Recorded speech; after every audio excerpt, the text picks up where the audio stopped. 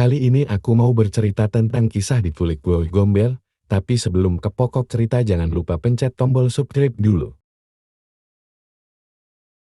Cerita ini terjadi di Desa Gung Lewang Lawan. Pada saat itu hari sudah mulai gelap. Matahari sudah menghilangkan sinarnya dari ufuk barat. Seorang anak laki-laki sebut saja Toli masih saja asik bermain kelereng di bawah pohon asam bersama dua orang temannya. Para orang tua sibuk menutup jendela dan pintu-pintu, serta menyalakan penerangan di sudut-sudut rumah dan di beberapa titik jalan.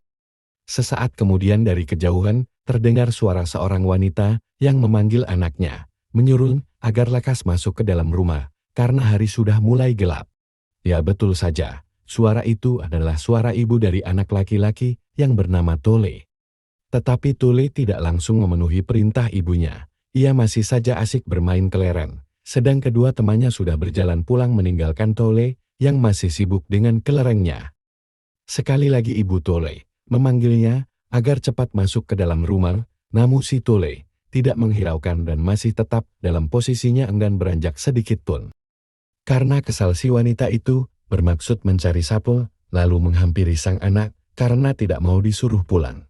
Namun baru beberapa detik ibu itu memalingkan pandangan dari si anak karena sedang meraih sapu. Seketika itu pula si anak hilang dari tempatnya. Wanita itu semakin kesal karena dikira si anak lari, karena mengetahui ibunya mengambil sapu. Namun setelah mencarinya berkeliling Tole, tidak juga ditemukan. Wanita itu pun panik dan berteriak minta pertolongan. Seketika itu pula para tetangga berlari berdatangan, dengan masih dalam keadaan panik wanita itu menceritakan apa yang telah terjadi. Mendengar cerita itu, salah seorang kakek, sebut saja Mbah Kakung, yang juga merupakan salah satu tetangganya meminta agar semuanya tenang. Dengan sigap, Mbah Kakung menyuruh semuanya untuk duduk melingkar. Tanpa disuruh Mbah Kakung pun langsung memimpin semuanya untuk memanjatkan doa dan berzikir. Semua orang pun secara serempak mengikuti arahan Mbah Kakung.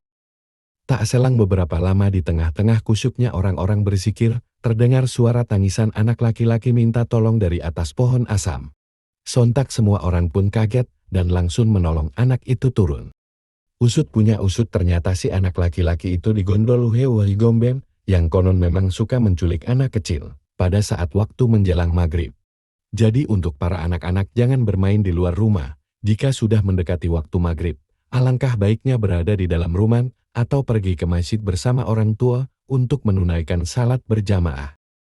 Nah itu dia cerita tentang si anak yang digondol Hewahi Gombel. Semoga cerita ini dapat menghibur kalian semua. Sampai jumpa lagi di cerita selanjutnya. Wassalamualaikum warahmatullahi wabarakatuh.